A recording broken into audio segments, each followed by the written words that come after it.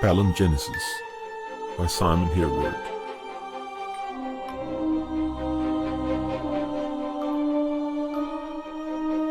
Book 2, Darkening Tide.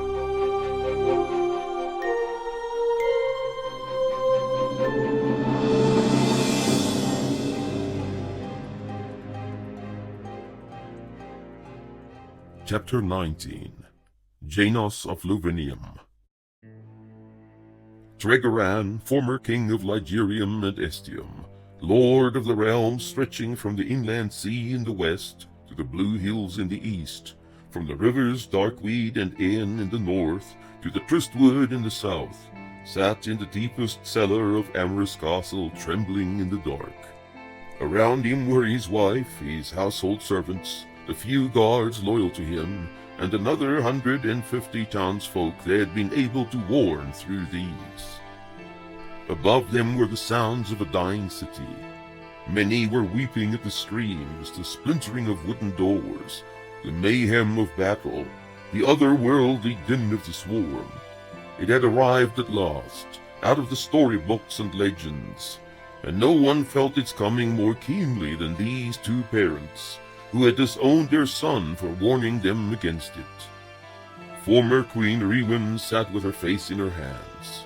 This terror to her was the final event in a series of catastrophes that had brought them here as willing prisoners hiding in a dungeon. It seemed but days before that they had settled in for the rhyme-song entertainments of Arois. In this little while they had lost their friends, their loyal supporters, their kingdom, their palace. Now they were losing their people as well. There was but one ray of light in their dismal day. Haldred had not perished with Janos. Her warning had saved her parents from this terrible fate. For a full day the storm raged about them. They had prepared themselves to remain where they were for 3 days at least. What would happen on the morrow of the 4th day they did not dare to imagine. What would be left of their city, of its people? What sights would greet them as they emerged from their hiding place? Would it even be safe to venture out of doors? Virtually nothing was known concerning this scourge of ancient times. Yet they had been spared its ravages for the time, and here in the cold, damp gloom they looked one at another and were grateful not to be alone. Malvor had the camp packed and lined up for the march under half an hour. First would go the quicker walkers under Fabian's leadership, with instructions to find and prepare an appropriate camping site an hour before sundown. It should not be in the open, and yet to have sufficient water for their needs. One of these lead men would remain behind at such a place, while the others returned to the main column to help with packs and show them the way. Malvor walked with Haldred and her son at the head of the slower group. His soldiers brought up the rear, making sure no one fell behind. They were there also in case the Ephesian scouts caught up with the refugees. Maris and Cura could have joined the faster walkers, but refused to leave their mistress. They kept just behind her. Haldred was ready for the march. She had hitched up her gown and equipped herself with a pair of stout, flat shoes, laughing at the memory of the fashion-conscious court at Arois. With Hekan Seer and the southern host after them, there could be no room for tardiness. She urged Arid along, but Malvor stopped her. Let him walk at his own pace. There are younger children also in this march. They would not be able to go any quicker. They will slow us down considerably. It cannot be helped. Even though my reason tells me to leave them behind if there is to be a chance of any of us getting away. You did not leave your son behind in the desert. Haldred looked a little shocked. Of course not. I wasn't suggesting we leave them. Rather that we send them by a separate route. The larger group would be the one they were after. The children might slip by unnoticed. He shook his head. I cannot see that they will let them. The scouts of both groups could have little else to do except looting. To them the children will simply be easy prey. Their best chance is with us, even if we have so few swords with which to protect them. They headed northeastwards, away from the main roads, towards the foothills of the mountain ranges bordering Ligurium to the east. There were footpaths here, leading to deserted farmsteads or watering holes. Some were clearly used by animals and afforded passage for only one person at a time. By the afternoon, the countryside had changed completely. They were no longer in the valleys and flatlands of Lysan proper. Rocky outcrops had appeared to crown the low wooded hills. The group trudged along in single file, making their weary way from one hillside to the next, often struggling through thick undergrowth in the gullies between. It was impossible to hide their trail from any tracker with even a small amount of craft. Malvor kept touching the hilt of his blade. As the day wore on, he became increasingly nervous, half expecting to hear the alarm raised from the rear of the column. He had furnished Maris with a proper sword, and found it was a comfort to have the steady youth with him. This one could be counted on in a tight spot.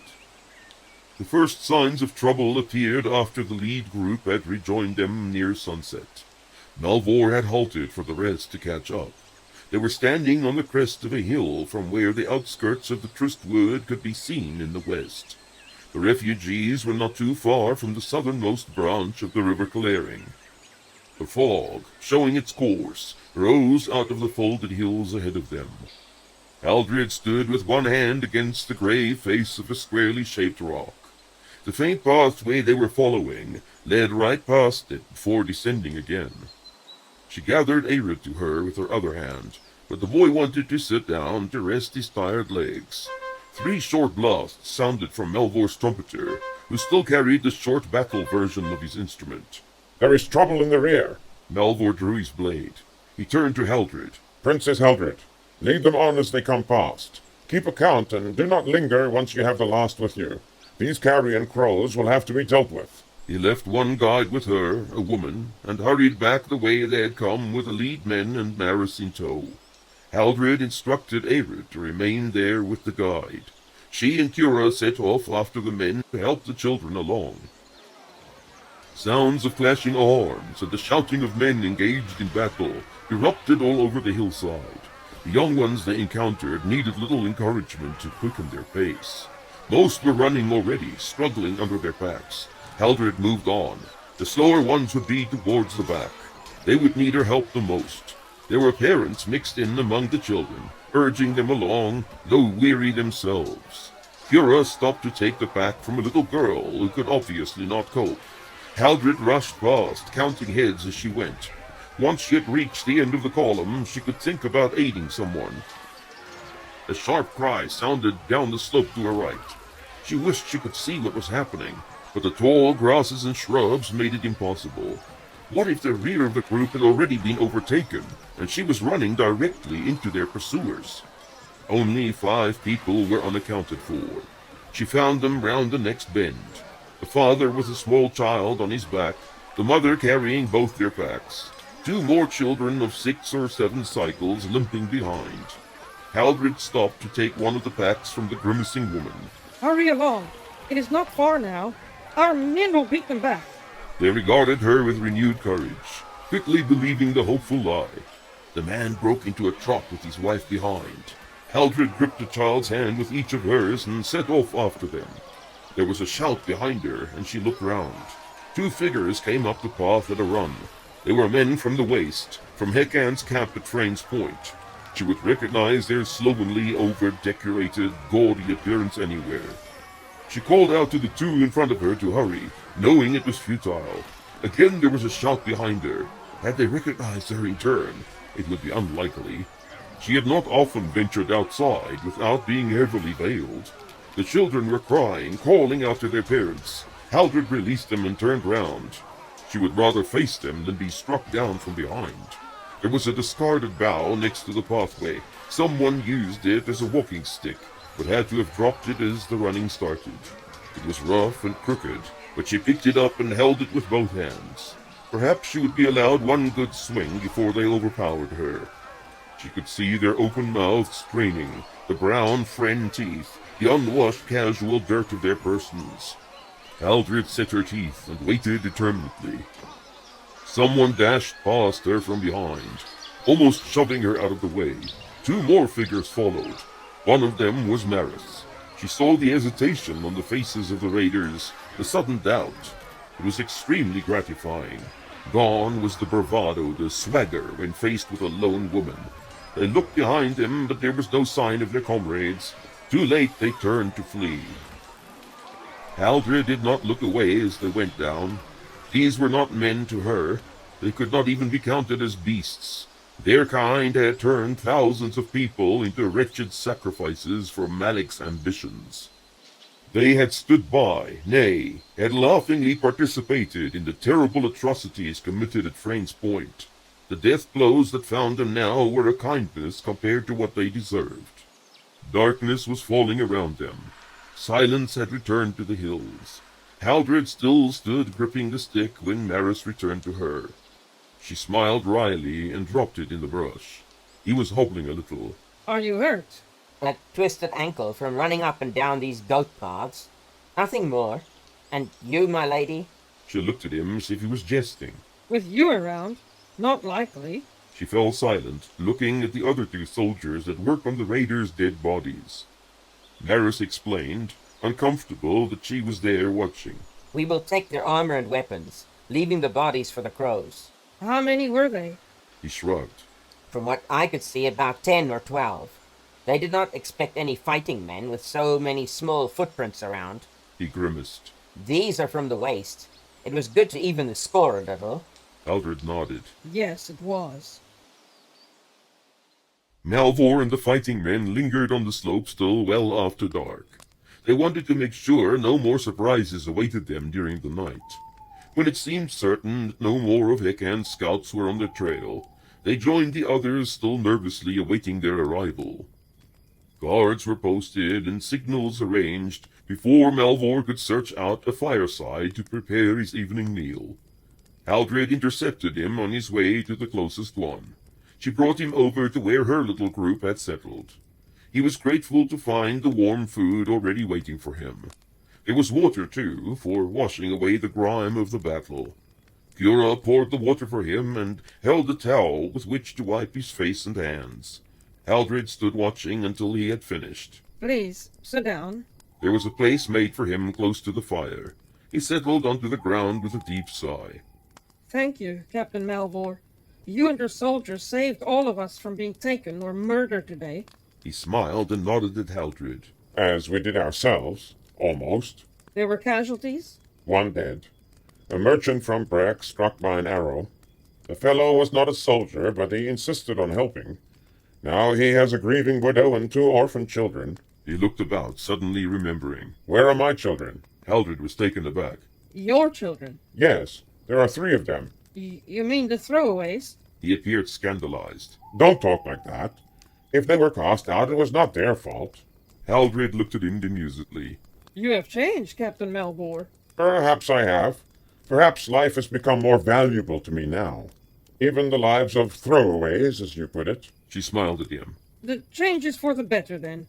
But do not concern yourself about them. She pointed towards a row of sleeping bundles a few yards off. They have joined themselves to my little group of homeless wanderers. I'm sure they will fit right in.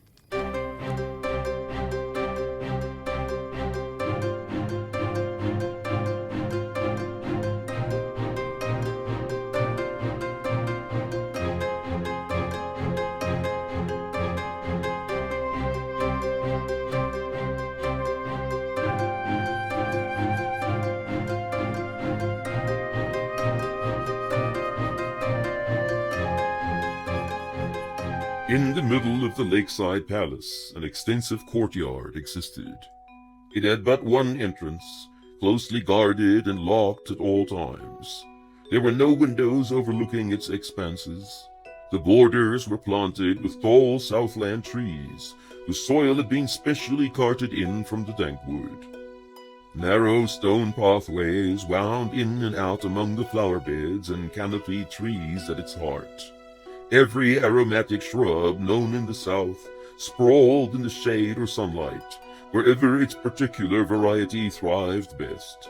Climbers covered the drab walls of the palace with strings of little flowers among the green wealth of leaves and stems. But all the fragrant variety could not keep out the seasonal stench of the surrounding marshland, nor the day-to-day odors of the people crammed into this principal town of Tirallen. It was the Queen's Garden, a sad place most thought it to be, always deserted but for the solitary woman who spent hours here every day, and the gardeners who were not allowed in when she was there. Birdsong sounded among the flowers and trees in the early morning and the late afternoon. Magical melodies from the tiniest song sparrow to the warbling sable moonbirds, rarest of treasures only found in the deepest jungle.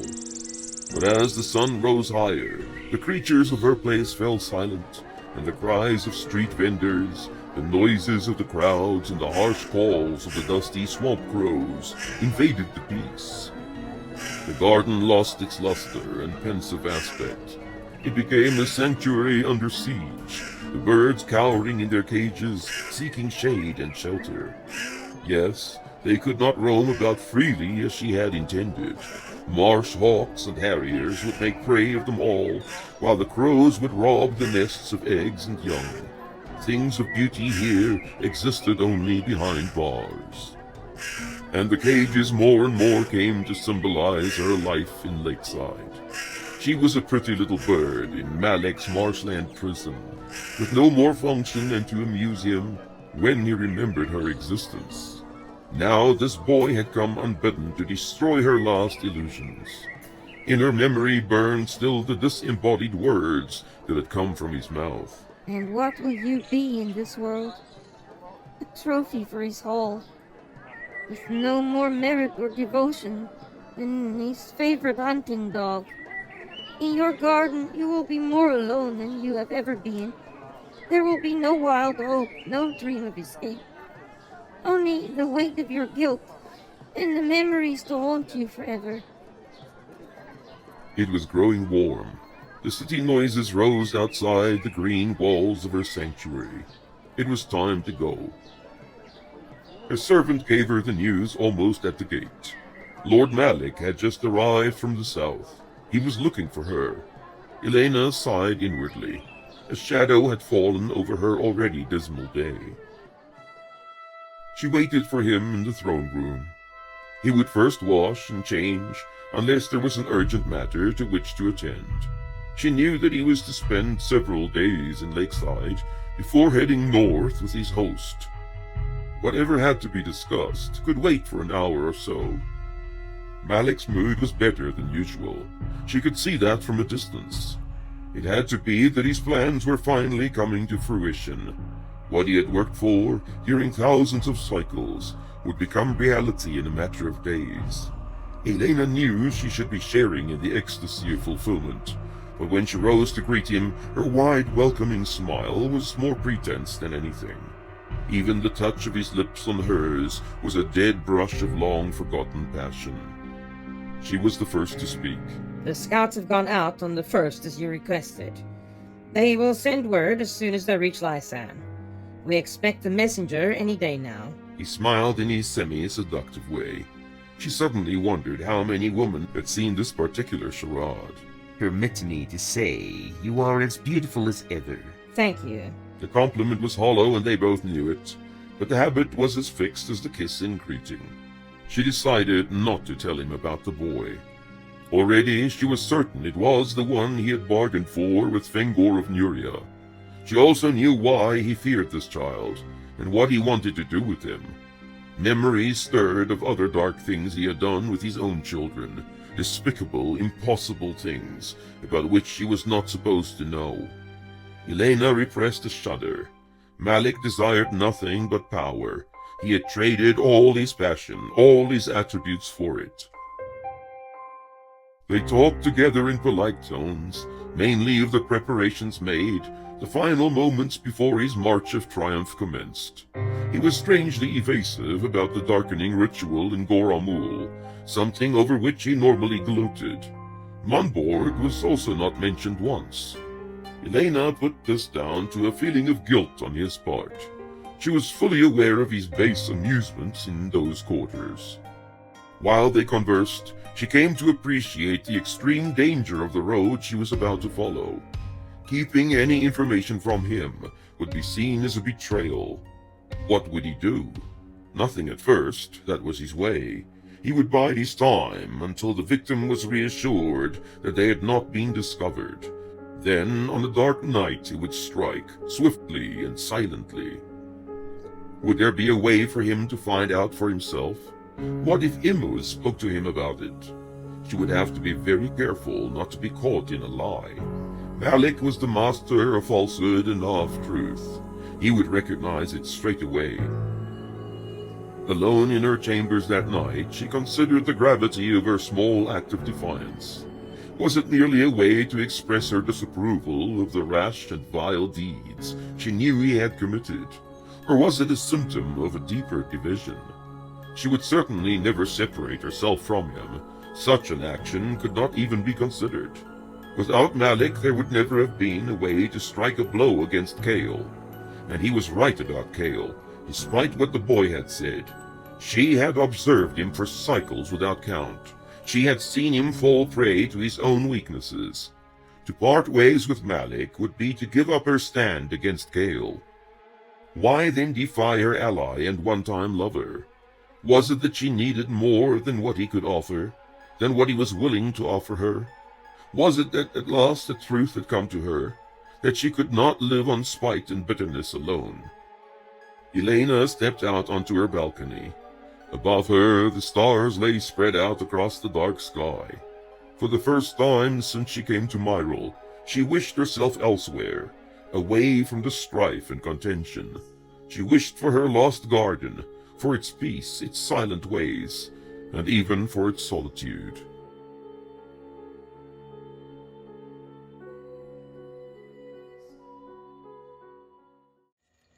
Gareth struggled with falling asleep. It was more than the usual hunger and cold, the discomfort of his cell floor, or the pattering of rat feet. Mireth's word would not leave him alone. Over and over the question turned in his mind, till he started shouting random words into the dark, knowing full well that there was no one to hear them. When he tired of this fruitless exercise, he sat up in exasperation. Think, boy, or you will never sleep again. He sighed and pressed his hands to his temples. What had the old fellow told him? They stole it from me. An important memory. It had something to do with dignity, for he had emphasized that word more than the others. They'd stolen his worth, his purpose. Was it something he had done before they captured him? Was he perhaps an artist or a minstrel of some sort? Any occupation could be important to him. Gareth laughed suddenly at the thought of Mireth pounding away at an anvil or forming shoe leather. It was too ridiculous. Somewhere between his musings and half-formed suggestions, sleep finally overtook him. He woke with the opening of the hatch and the scrape of the wooden bowl on the floor. Again the sickness washed through him, and he crawled rather than walked to fetch his morning meal. He was too busy cleaning out the bowl with his finger to notice Mireth stepping into his cell. When the voice sounded behind him, Gareth almost dropped the bowl. Very good this morning. I think one of them must have fallen into the pot. The boy turned round to roll his eyes at him, but had to laugh when he saw Mireth making swimming motions again, as if he was the unfortunate trying to escape from the gruel pot. Gareth was glad to see him at last. The mental wrestling of the previous night had worn him out. There's word you want. You know it yourself. Mireth held his nose as if smelling something bad. If I knew it, would I be coming here to look into your bright little eyes? Gareth frowned at him. Then how will you know when I give you the right word? I will know because I will remember it. Didn't I tell you this? He was wagging his finger. But it seems to me the blind man is asking directions from the mute. You cannot even remember what was said to you yesterday. Or was it the day before that? He stuck his finger in his mouth and brought it out again as if to test the direction of the wind. Gareth lowered his head. It was useless. The old man would be no help in this. I have been thinking about it. Maybe it is what you were doing before you came here. Mireth put his fingers in his ears and started jumping up and down. Give me the word. Gareth chuckled to see an old man hopping about like a spoilt 3-cycle-old. It had been a good effort. This extreme reaction proved that he was on the right track. Now he joined in the shouting, picking professions at random. He thought of all the craftsmen in Belruth and rattled off the titles of their trade one after the other. When he came to cobbler, Mireth pulled his fingers out of his ears and looked so scandalized that Gareth had to stop. Suddenly the old man seemed unusually lucid. I know you are suffering. I know that thing is killing you. He was going to point to the collar, but seemed to think better of it, as if his gesture could somehow make things worse. Don't think I wouldn't help you if I could. Don't think I'm just here for you to help me. He turned sorrowful eyes on Gareth. I have nothing to give you in return for your aid. How was he to tell the crazy old man that he had no way of aiding him? It was killing him, the thing, and he wanted to live. He wanted to be back in Munborg or Fenvale or Arryn Town. He wanted to say the right word in the inns or around the campfires or on the decks of the ships that had carried them together. He wanted to bring back the worth and the dignity and the purpose, with a single word that had been burning on his tongue since that fateful night in Garth's courtyard. But it was to stay locked inside him unspoken, for the thing was killing him here in this hole beneath Lakeside. The bulk of the Amul forces landed during the night. Long before morning, Raelf could see their torches like a sea of lights, closing in on the town. He signaled his lookouts there to withdraw to the fortress. The big captain rubbed his hands together. If ever he had dreamed of a day he would witness before he closed his eyes in death, the sun was about to rise on it. Arryn Rock was well prepared for the coming struggle.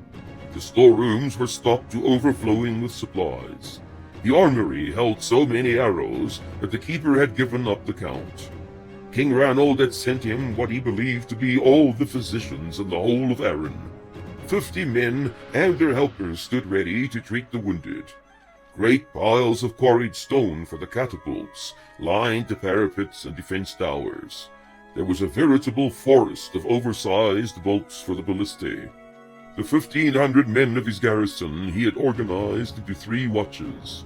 2 would be resting, while 1 manned the walls.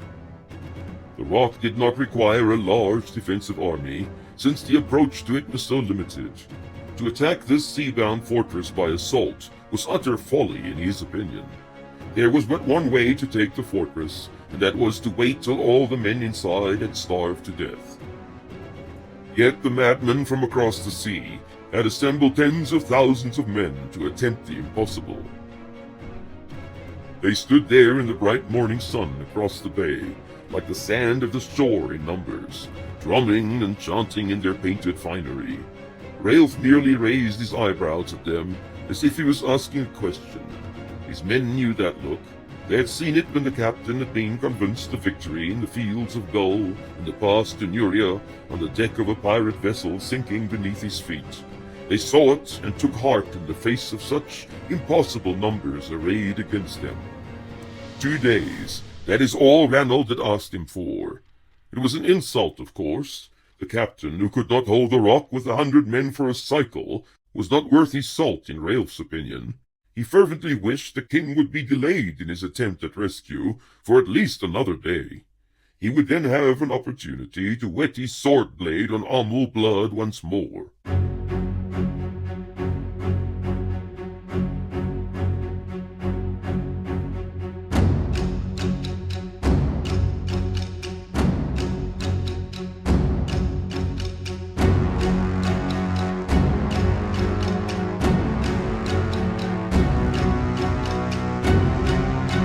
Southland secondary host could not fit all their boats into the bay between the rock and Arryn Town. Rows of bowmen waited in the bobbing craft. They were out of range, but would certainly move in closer to join the fight once the assault was underway. 2 great columns formed on the opposite shore. One lined up in front of the causeway, ready to attempt a crossing as soon as the tide allowed it. The other pressed into the port to take to the boats once more. The archer vessels cleared a channel for them across the bay. Railf shook his head. His men would know exactly where to concentrate their missiles. These barbarians knew nothing about siegecraft. The chanting took on a fever pitch. The waters of the inland sea were subsiding. The bridge of slippery rock was open. On they came, even before the first boat of the secondary assault had been launched. Their very eagerness was their undoing. Railf ordered his 500 men to the north-facing battlements.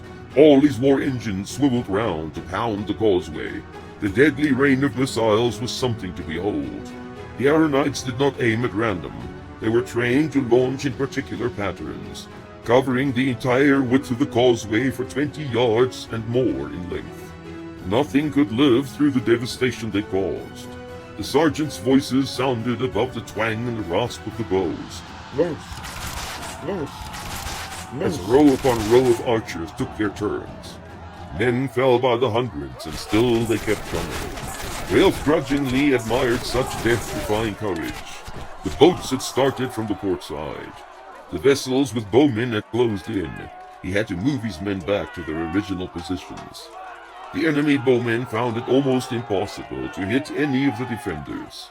The battlements of Aran Rock were roofed with slate, causing the feathered missiles to bounce off unless the trajectory was perfectly aligned with a small gap between the sky shield and the crenellated wall. The warriors attacking across the causeway pulled back and regrouped. Thick wooden boards were brought forward, and a slow advance formed behind these shields. Half the war engines had turned away to loose their missiles at the boats. At last there seemed to be some progress now. In the bay, the mayhem was just starting. There were so many boats that their sides almost touched, and Railf marveled that they had room to move at all. The catapults had no need to aim. Every stone dropped sank a vessel, killing or maiming the crew. Arrows poured down on the stationary warriors, who ineffectually tried to ward them off with their hide shields. Within an hour, the sea was dyed red with the blood of the Amul dead. The breakers crashing into the shore left behind a pinkish foam, while the bodies round the causeway floated in black congested masses. Railf glanced from one side to the other. A stone from a catapult shattered one of the large shields on the causeway, scattering more bodies into the sea. 2 boats had made it to shore, but the surviving men in them were pinned down by the rain of arrows from above. They had overturned the vessels and were cowering underneath. Hundreds of arrows were rising from the bowmen in their vessels, sprinkling like hailstones on the roof. One of his men had actually been struck in the forearm and was shunted down to the physician army waiting in the great hall. A sudden shout from many throats drew his attention back to the causeway. The Amul had spurted forward in a rush to gain the shore opposite the gates. They closed in on the wall to get inside the range of the war engines. Railf ordered every third man to put down his bow. They moved forward to the overhanging edge of the battlements. Shorter crossbows waited here. These could easily reach the men in the shadow of the wall. Death reached out again at the assaulting force.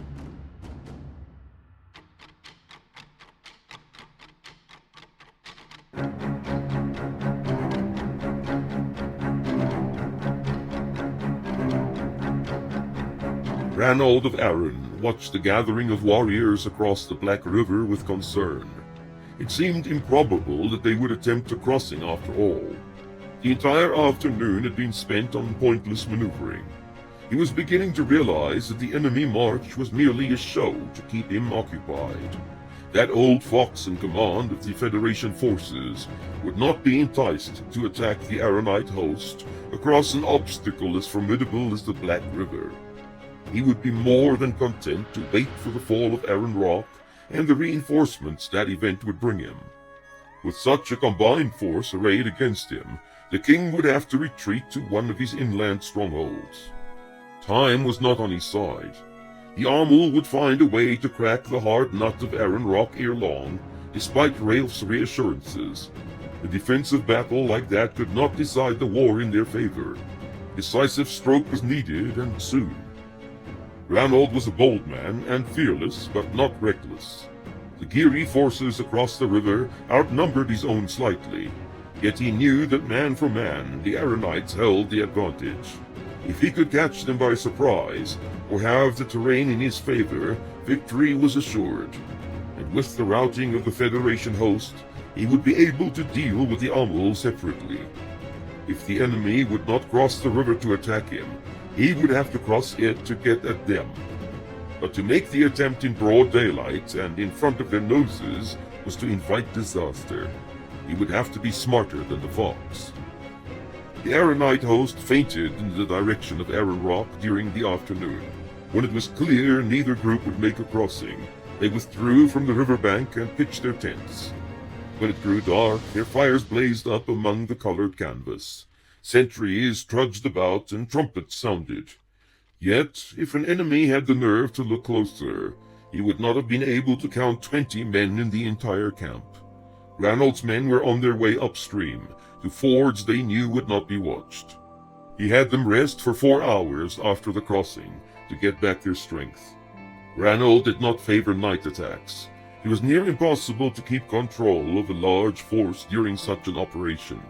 One was as likely to strike down friend as foe in the confusion, and the battle-winning formation fighting was almost out of the question. He would strike when they stirred at first light, still heavy with sleep and unsuspecting. Before they had formed defensive lines, he would drive them into the river they had believed to be their safeguard. A messenger arrived from the empty camp.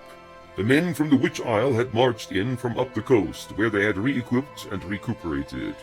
1,500 soldiers were awaiting his command. It was too late to fetch them for the battle. He would have them remain in the camp and destroy any of the enemy fleeing in that direction. The man returned with his instructions. Most of his soldiers sat with their backs against their shields, or the backs of their comrades, dozing. He marveled at how they could sleep at this time. Nerves were arm-wrestling in his stomach till he felt a little sick. He was staking everything on this one throw. If the enemy had been made aware of his actions, all could still be lost. At best, he could force them to a draw, which would be a loss for Aaron, since the bulk of the enemy forces still had to be faced. Lauren's eyes moved overhead, then dipped towards the west. Silently, the men formed up again. 3 columns, each with its commander, the reserve slightly behind, started into the night, their warm breath rising like fog to mingle with the cold mist covering the riverbanks. The thousands of feet stepping, a slight clink of helm or armor, the touch of a scabbard against the thigh, the rustling of leather and cloth through the vegetation, gave one the impression of a rising wind in the darkness, a blow at once unnatural and persistent, resolute. Scouts went ahead to silence the enemy sentries if they could. It was no longer crucial to remain undetected. The river lay behind them, and there would be time enough to form into battle formation before the sun rose. The enemy camp was situated on a low rise, about half a mile back from the river. As soon as the watchfires came into view, Ranald halted the host and deployed his columns into squares with his archers in front. He called over the 2 commanders of his flanks. They bowed to him, their crested helms gleaming in the pre-dawn light. He addressed the commander of the left flank first. Eald, you will have the difficult task today. We are some distance from the river. By noon, when we have them running, they might try to slip through the gap between your men and the water to our rear. You will have to prevent this by gradually extending your flank to the riverbank. Here is the real danger. If a gap opens between you and the center, the enemy could breach our front and steal the victory. I know this will stretch your forces rather thin, but it cannot be helped. We need our strength on the right flank. The Duke of Westmarch nodded. Ranald turned to the Earl of Linvale, in command of the right. Wayne, your task is equally important, and our victory depends on it. I am moving 2,000 men from the center to your command. Hold them in reserve till the right moment. Once the enemy host seems entirely committed, envelop their left flank and push them towards the river. You will have to move swiftly, or they will be able to withdraw and escape the trap. By the afternoon, I want them with their backs to the river with no place to run. Or even better, with their backs to us and running into the river. There were smiles and backslapping. Though he was much younger than the lords of the land, Ranald had already earned their respect. As king, he had proven that he was intelligent and capable. He was popular also, because of his easy manner, the kind of leader men followed gladly.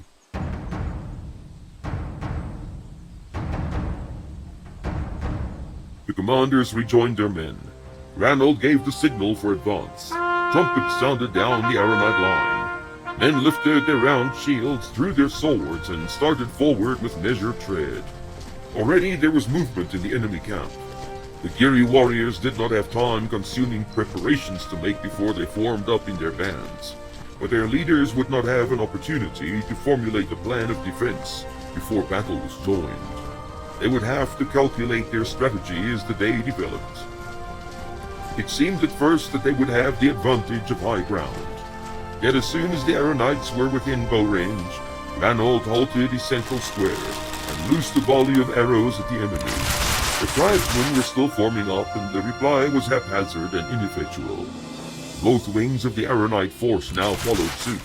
The missiles were released simultaneously, falling into the Giri ranks in merciless waves, and adding to their consternation at being surprised on their side of the river. Tense moments followed for the Southland force. Many hundreds of warriors were not in position yet, but the front ranks were melting away under the enemy barrage. On both wings, men charged forward without orders to engage the archers. The captain in their center saw the flanks surge forward and ordered a general charge to support them. Ranald opened his ranks to let his archers through. In front of the Aronites formed their shield wall, ready for the impact of the charging horde. The lead warriors were cut down quickly, having surged ahead of the rest into isolation. Ranald had the trumpeters sound the first three-pace, an Aronite battle maneuver meant to clear the front line. As soon as the notes were heard, the sergeants shouted their orders, and the men retreated 3 steps, keeping their shields interlocked. The sound of all their voices repeating the command, and the tramping of all their feet in unison, had an intimidating effect on the enemy. Here was order and efficiency, trained men who knew their business. The hosts came together in a crunching press of bodies. Ranald's front-line troops used swords to stab at the enemy through the gaps in the shield wall. The second line supported them with pikes, having 2 hands free with which to wield the more clumsy weapons. The enemy charge was furious and swift, as only the barbarians could pull it off, but it did not penetrate the shield wall. A shoving match ensued, in which the heavier armor and the better discipline of the Aronites gave them the advantage.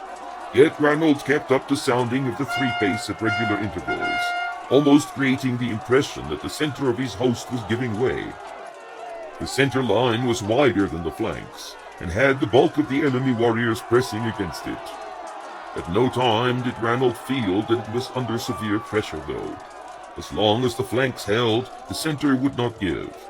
But he could not fall back too far, or the flanks would be exposed or isolated. The hour he had set aside for this initial struggle seemed to drag on and on. The sun had hardly cleared the horizon. His men were having the better of it, but he could not afford to lose a significant number of them on this day. They were needed to push the Amul besieging Aron Rock into the sea again. He glanced over at the right wing.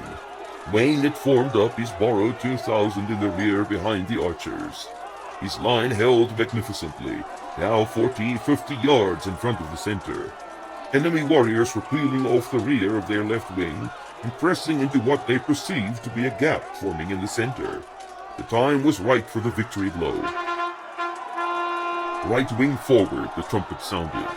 The Earl of Linvale's trumpeters took up the call. Across the field, Ranald could see the waving of his arm as the shock troops were called into action. They moved forward in a slow run through the ranks of the archers who ceased their activity. The charge was sounded, and they sprinted forward. Ahead, the shield wall suddenly disintegrated to let them through. A number of Giri warriors moved into the gap shouting, but they were swept away by the armored push. Those behind gave way or were trampled underfoot. The charging Aronites did not hesitate or turn to strike a blow behind them. They knew the erstwhile shield wall was moving up with speed, and would deal with whatever they missed. Whoever escaped their swinging swords would be struck down by the advancing front line. Before this determined assault, the enemy left broke. They pressed in on their comrades in the center, spreading the panic. Ranald felt the excitement of victory wash over him. But right then, two things happened to throw the issue in the balance once more. He saw a formation of Giri warriors appear on the verge of their camp. The crafty commander had kept back the laggards as a reserve. They could be committed to battle to bolster the failing left wing and halt Wayne's charge. Almost as soon as he noticed this, one of his captains called out to him, pointing towards the river. A horde of black figures had gathered on the opposite shore. He knew at once that they were Amul, sent to surprise the Aranite forces while they were committed to prevent the crossing of the Federation host. It would be a sizable force, he realized, strong enough to keep them occupied, while their allies forded the river. Thus there would be at least another 20,000 warriors gathered to support his immediate enemies. If these could cross over in time to become embroiled in the battle, the victory might very well still be ripped from his grasp. He could not wait for that to happen. Even if his camp was looted within sight of his army, he had to end the Giri threat this day. He sent the captain to the rear, with an order to take the reserve over to the right in support of Wayne's advance. All their hopes rested with a quick and successful execution of that charge. Already the warriors on the right extreme of his center line were giving way. They were being hedged in between the shield wall in front of them and the attacking Aranite right wing. Ranald sounded the advance. His tired men in front opened up the line, and the third rank rushed through, followed by the pikes of the second. With the added pressure and the threat of encirclement, the barbarian center wavered. The Aranites noticed it and pushed forward with a will. The barbarians broke and ran, away from the charging right wing and the advancing center, towards the river. But there were men massing on the far side of the water, men wading into the river, striving against the flow. Archers to the standard! Ranald had his eye on the Amul and their bold maneuver to come to the aid of their compatriots. Wayne had the charge under control. The reserve would prevent the Giri commander from salvaging anything from the battle already lost. Now the pressure was on Eild and the left wing. The fleeing warriors might still work around the flank and escape. Yet the Duke could not close the gap between the host and the river while enemy reinforcements poured across it. The Amul would have to be halted. He cursed them for arriving at this crucial moment. Had they been half a day later, he would easily have forced their surrender. Ranald ordered his archers to reinforce the left flank. They were to concentrate their missiles on the river crossing. Now it was all in Eild's hands. There were no more forces to commit. Of necessity, the Amul could not keep any formation as they fought the current of the river. Many of them were coastal folk, however, and strong swimmers. Lines were already forming on the near bank. The Giri warriors would halt there and have to be broken all over again. It was a nightmare coming true. Ranald stood shaking his head. He was to have heavy casualties after all. The swift stroke to swing the balance in his favor would not materialize. Yet he would not yield the victory to the barbarians. His army was swinging round, closing in on the riverbank. The hinge was Eild's line. It had to reach the river first. The king called to his bodyguards. He would rush to the Duke's aid personally. A moment later he halted in consternation. Something was happening on the far side of the water. From the wooded slopes below the deserted Aranite camp came the sounding of foreign trumpet calls. A line of black shields advanced out of the greenery. Of course, he had left Lord Karth's band out of the calculation. With only 1,500 men, their attack on the Amul could not be more than a feint. But with the enemy in disarray as they were, and the unexpected appearance of fighting men in their rear, it might just succeed. The excitement returned to him like the sudden effects of heady liquor. The Amul force was split in two, with hundreds still in the water. Its commander was on the near side already, looking on helplessly as his men on the far shore turned about to face the new threat. The black shields halted smartly. A cloud of arrows came hurtling over the heads of the front line, slamming into the milling warriors at the water's edge. Another volley fell among them, before there was a ragged charge towards the new enemy. The shields did not wait for them, but advanced with a great shout, keeping the order of their ranks. It was something to watch. Ranald could not tear his eyes away from the resolute approach of these foreigners, fighting for a land not theirs, striving against such superior numbers as if the victory was theirs already. Again there was a ragged crunch as the forces met. He could hear it above the din of the yelling, fleeing savages, the screaming sergeants, the roar of pursuit about him. A knot of soldiers broke free from the tight formation and smashed into the charging enemy like a fist. Impossibly, the Amul gave way before them, falling away like wheat before a sharpened scythe. The tiny group seemed untouchable, impervious to the enemy blows. The black wall advanced behind them, pushing back the faltering warriors. They were champions, heroes, weaving great tales and legends with the strokes of their weapons, irresistible, awe-inspiring. Ranald knew if he lived to be 100, he would never forget the sight of this day's work. Many warriors threw themselves into the river rather than surrender. Little groups looked about defiantly, still holding spears or clubs, but there was no more line, no more host to speak of. Their spirit was broken, the battle irrevocably lost. The war songs had died, the drums were silent. The only concern remaining was survival.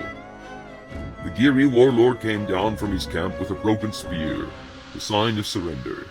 There was no point in making more widows among the peoples of the Federation. They were beaten.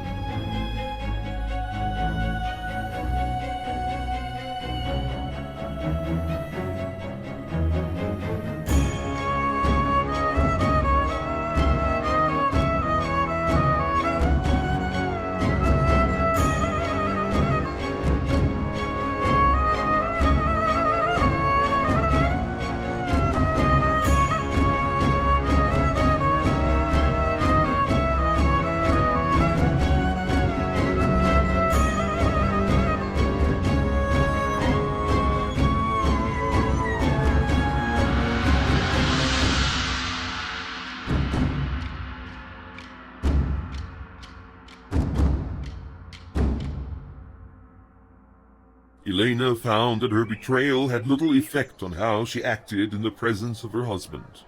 It was as though her fidelity, at least in allegiance, had no significance. Whether she supported him or not, whether she was devoted to him or not, whether she betrayed him or not, it did not really matter any more. He was not repulsive to her, not in the way she had sometimes imagined he would be once she had lost her need of him. It was only that she saw him now without the mask and the casual equivocation, in the light of stark, unemotional reason. He came into her garden the next day, something he had not done in many, many cycles. She ought to have known that something was amiss. She had no more role to play now that his schemes were coming to fruition. With Kale defeated, her existence would have even less purpose. Silently he crept up behind her where she sat with her morose meditations. Malik enjoyed startling her, and this opportunity was too good to be missed. When he had laughed at her short-lived dismay, the King of Tyrallan seated himself next to her, stretching out his legs in front of him. He took her hand almost casually, but she knew every move he made was deliberate. For a while he seemed merely to study the fingers intertwined with his. Then he spoke offhandedly. You did not tell me about the boy. Elena grew cold. Imus had spoken to his master. Now she could not be dispassionate, not when her indifferent betrayal would end in horrible retribution. She hoped her voice still sounded even and disinterested. The prisoner you brought from Munborg is not worthy of your notice. He looked at her with narrowed eyes. He is not the one I was looking for. She shook her head. I questioned him on several occasions. He wears a collar to prevent any tricks, for he has a measure of power. But this is not the child of the lament, nor does he know anything significant. I used the potion on him twice, and even entered his thoughts. In the end it was more trouble than it was worth. A mock smile had formed round Malik's lips. A waste of time. She nodded and tried to look forlorn. He is also weaker than I believed. The boy will not last much longer. Malik shrugged. It was worth a try. For a while they just sat together, like an old married couple, enjoying the sun and each other's company. Did he believe her? It had to be. Malik was not someone to simply drop a matter when he was convinced he had been wronged. Or was he merely biding his time? He loved playing these games, and he always won. Now he was playing it with her. Elena made an unpleasant discovery. She realized why she would never part ways with him, why she would never stand against him. She was afraid of him, not merely of what he could do, but of what he was, what he had become. She would count the days till he left Lakeside, and afterwards, when it was all over, she could no longer be certain what would become of her.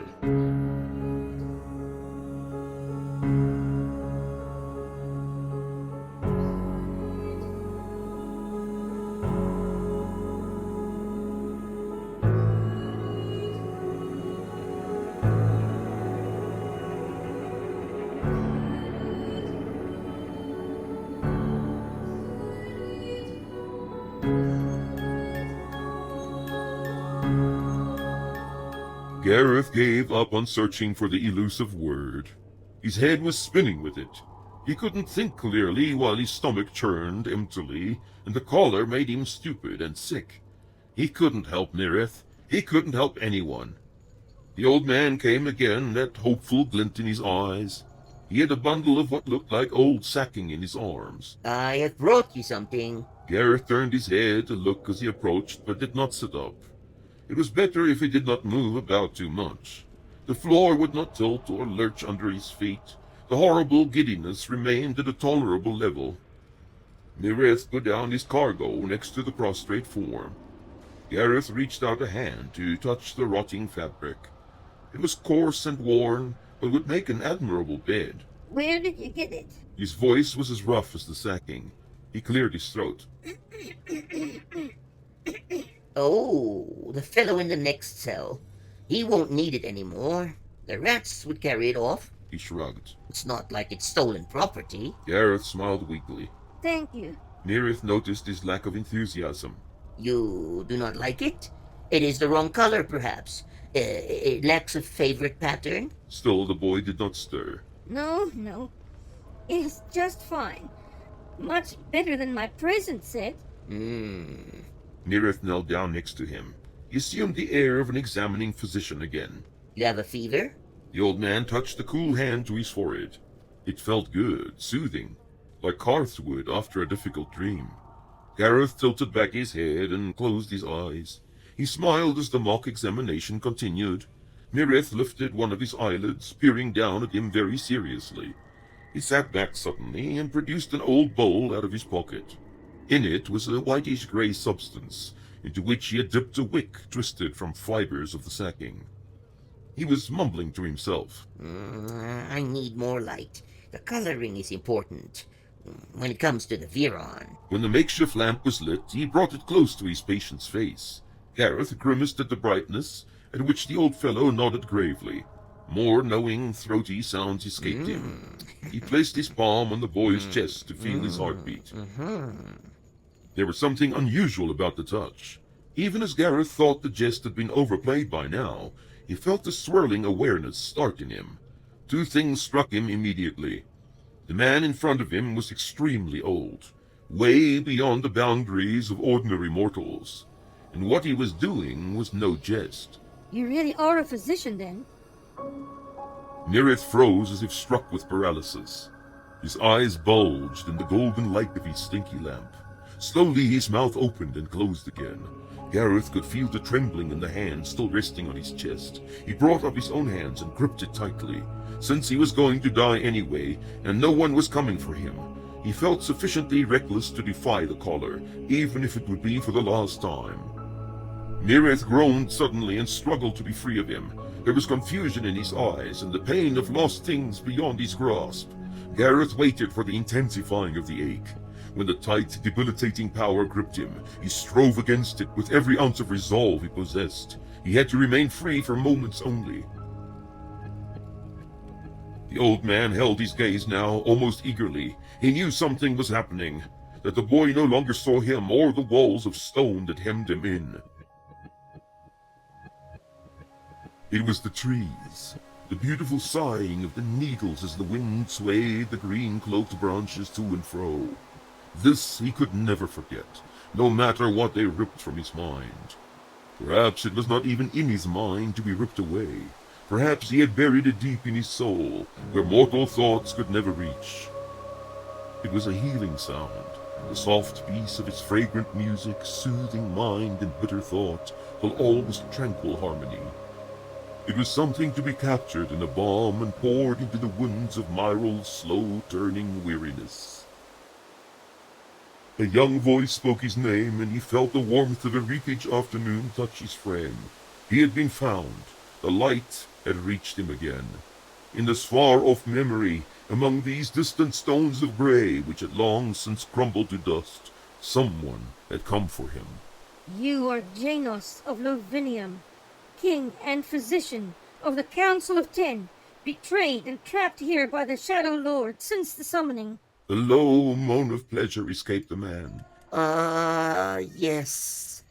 That's it. He leaned back, folding his arms, a blissful smile molded on his face. That's it, you clever boy. Your sons are in the east now. No, they are long gone. Gareth could hold it off no longer. His body contorted, and the vision was lost. Fire flowed down his spine, spilling into the base of his skull.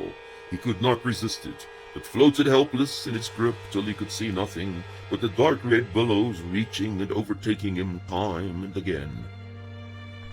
Somewhere far away he felt the beating of his heart, small and furtive, bird-like, but he could not hold on to it. The waves were washing him away. Someone gripped his hand. There was a cool touch on his forehead.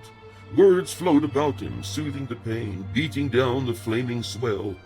There was solid stone beneath his body. The dark ran with a fevered humming. It hurt his ears inside his head as if the noise proceeded from his thoughts.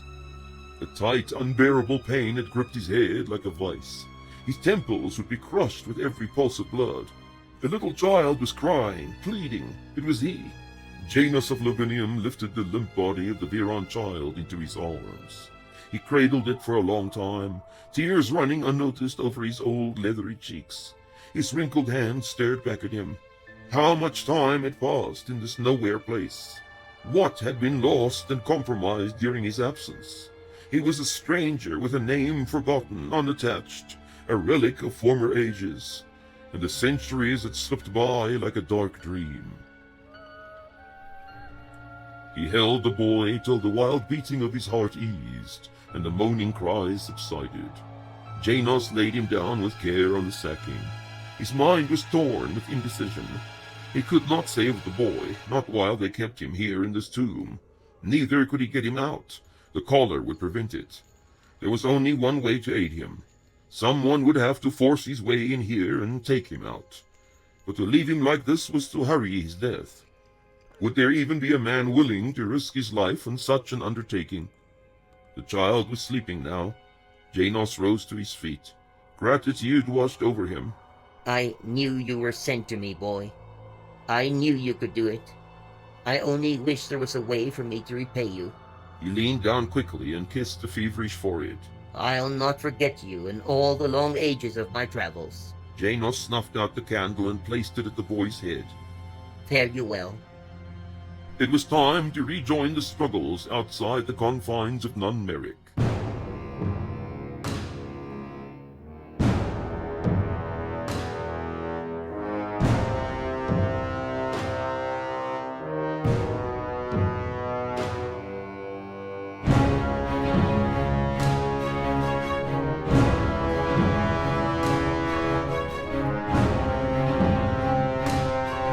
Captain Rail folded the blanket over his prostrate body. It was well past midnight. He would snatch a few hours of sleep while things appeared quiet. Instructions had been given to the sergeant on duty to wake him at the first sign of activity. Behind his closed lids, the day's drama played over and over again. It had been a costly failure for the Amul. Even though they reached the wall and struck a few blows against the gate, there had been no real danger of breaching the defense. So many bodies lay outside the wall on the rock, or were being washed off the causeway by the tide, or floated in the bay, that even an old campaigner like him had been struck dumb by the carnage. The Lord making such sacrifices towards his ambition was no better than a fiend. Before sunrise, the drums started up again. The barbarians were moving in under cover of darkness, and with fewer boats more evenly spaced. Raelf had his engines aimed for the shoreline, to destroy the warriors as they landed. If enough boats could be stranded here without crew, it would soon be difficult for the rest to find room to beach their craft. Yet the enemy made a much better show of it this time. The overturned boats of the previous day had given the Amul commander an idea. As soon as a boat reached the shore, it was turned upside down by the crew and carried like a turtle shell towards the walls. Some of these moving bunkers were struck and splintered by stones, but arrows could not penetrate them. The Aeronite archers employed fire arrows, but the boats were drenched with seawater and slow to catch alight. A barrier of war canoes was forming just below the wall. Soon the entire rock was crawling with enemy warriors. Their bowmen had learnt a trick also. Instead of looping their missiles down onto the walls, they were loosing them directly at the gap between roof and wall and into the narrow slits of the granulations. The garrison started taking casualties. The slaughter outside the wall was still terrific. Arrows still found targets among the barbarians waiting in their boats to land. Stones smashed into them as they struggled to gain the protection of their wooden shells. By sunrise, more than 1,000 had fallen. Yet the hordes were about to strike back. Ladders went up from the boat wall. A ram party dashed for the gate. Grapples went up to the battlements in droves. The assault was on at last. At first it seemed a simple matter to strike down the climbers. Yet Raelf's men were no longer aiming bows at the landing barbarians. The Amul had come within reach of their arms. Enemy bowmen were launching fire arrows of their own into the fortress in the hope of setting ablaze a building or two. Raelf had to deploy his second watch to beat down the flames. The time for a change of watch on the walls came and went. There was too much pressure on the men to allow for an orderly replacement. Raelf knew the losses would escalate if his defenders tired. He committed the third watch and signaled a withdrawal for the first. By the time they came off the wall, they had lost 12 dead and 22 wounded. Captain Raelf was touched by concern for the first time. There seemed to be no end to the swarming barbarians. They could take grievous losses and not seem to feel it. How long could his garrison withstand such pressure? The boats were piling up. Enterprising barbarian leaders had them moved forward to the wall itself. A scaffold of boats and fallen bodies climbed upwards against the stone. The causeway emerged from the receding tide. Raelf's catapults turned to stop the warriors rushing onto it. There were not enough archers to hold them. No one was shooting at the boats landing on the rock anymore. Still, the Amul could not gain a foothold on the battlements. The savage hand-to-hand battle belonged to the Aaronites so far. Raelf changed watches again before the third had spent an hour on the wall. They were constantly assaulted by fresh men from below. Keeping them in action too long would put them out of the struggle for hours. He stood about, gritting his teeth, glaring at the multitudes below. How he wished he had sufficient men for a sortie. The barbarians would see the strength of Aaron then. They would not be so eager to renew the attack after the lot now clambering over his island had been pushed back into the sea. Someone called his name. A sergeant was beckoning urgently. Raelf stepped forward, glancing through the arrow slit to where he was pointing. The enemy scaffold was still rising, a mere 20 feet below them now. Soon the use of ladders would not be necessary anymore. The pressure would double. Fire! I want fire in those boats! The few archers still launching missiles at the enemy turned to find the arrows prepared for this task. Rags saturated with oil had been fastened behind the tips, decreasing the range but gaining the possibility of setting fire to whatever they struck. The first few volleys seemed to have little effect. The boats smoldered and smoked but did not burst into flame. Raelf watched, swearing. He called for pots of oil to be poured out over the wet, curved bottoms of the craft. There were better results now. One or two caught fire, providing the heat for drying out those above or adjacent to them. Barbarians scurried to fetch water. It was their turn to dance about, beating at the flames. Smoke rose up the wall, obscuring the vision of the men on top, making it difficult to catch one's breath. Still the warriors came on, defiantly, endlessly. There were men dying on the battlements now, badly hurt, calling for help. The great hall below was filling up with wounded. The courtyards were dead. Rail found himself in the fighting, hacking away savagely at the invaders. He stepped back, bespattered and besmirched only when the next watch moved up to take over. His men were tiring. He could see it plainly. Despite the periods of rest and regular meals, the assault simply did not run out of drive. A great pall of smoke had settled over the rock. The Aaronites were coughing and fighting in the semi-dark, their desperation increasing with every passing hour. Raelf disbanded one of his watches, sending half of them onto the wall and attaching the other half to the resting group. Gaps had appeared, threatening to allow enemy warriors onto the wall proper. At last, when they were strained to the utmost, the attack faltered. Fire from the boat scaffold had reached the number of ladders and ropes. These went up in a blaze almost instantly, casting the climbers down onto the smoldering mess beneath. Too few remained to keep up the pressure. The retreat was ordered.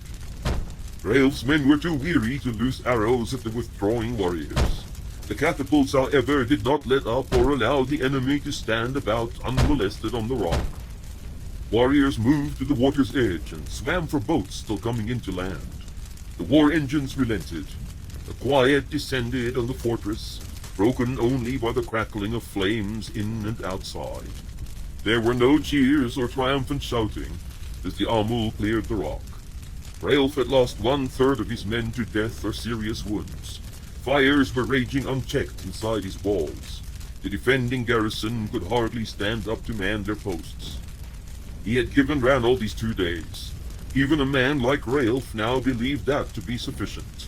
He did not need a 3rd day to prove his worth anymore.